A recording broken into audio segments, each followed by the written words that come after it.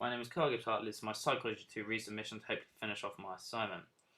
So the first thing I'll be looking at will be a definition of choking. So I found a definition by Sean Bylock from the book Choke, What the Secrets of the Brain Reveal about getting it right when you have to, which gives that choking is a suboptimal performance, which is poorer performance than you would have in a non-stressful situation, meaning that in a stressful situation your performance will begin to drop due to the choking. Next up, we're moving on to Hull's drive theory in regards of concentration. So concentration and the increase and decrease with arousal. So as you become more aroused, Hull's drive theory states that your concentration will increase and that there's no cap to this increase. So the higher your arousal is, the higher your concentration will be no matter what. On the other end of the spectrum, if your arousal levels are too low, concentrations will be low and you will not be able to concentrate. So when your concentration levels are high, you're going to be taking in the correct information, you're going to be able to focus on the correct things, but when they are low, you won't be able to focus, you'll be bored, you won't be able to focus on the task at hand, your performance will drop. For example, Sebastian Chabal playing rugby, if his arousal and concentration was high, he'd be able to take in the correct information, such as positioning on the pitch, wind, any gaps in the defence, the correct time to accelerate through a gap, or to try and overpower an opponent. If he had low concentration and arousal, he wouldn't be able to concentrate, he may not be aware of certain defenders and may get blindsided with a tackle.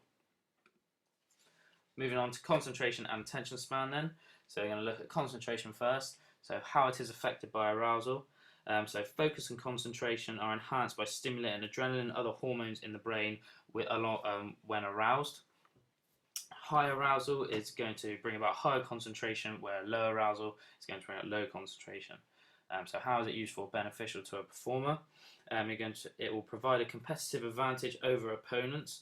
So the increase in concentration is going to be a benefit to any performers. It's going to increase your performance and it's going to enable you to evaluate situations with speed and precision.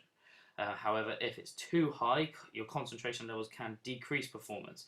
You can start reacting to stimuli that is unnecessary and you can become blind and have the tunnel vision effect where you won't be able to see all of the stimuli that you need to.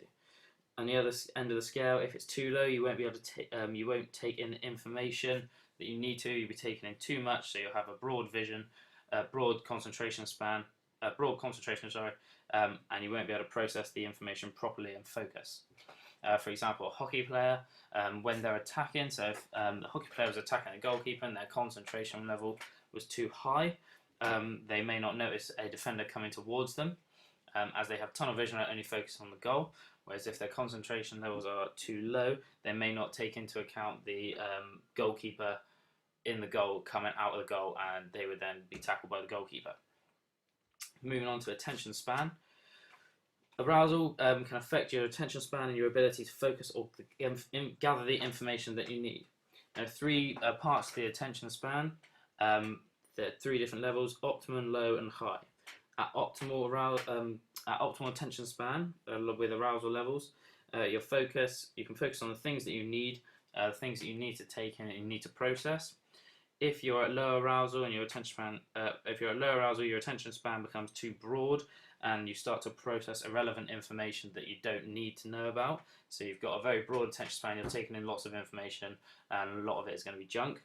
If you'll have high arousal levels, your attention span is going to become narrow and you won't be able to see enough. So you'll have that tunnel vision, you won't be able to see vital pieces of information, you won't be able to process them. For example, in basketball, if your attention span is too high, you may not notice something around you that you need to. For example, your position on the court may take a step out of court, may take too many too many steps on the ball while carrying it. If you're at optimal arousal, you're going to be aware of your position, aware of defenders, your distance from the hoop, you're going to judge your shot right and be able to beat opponents and score.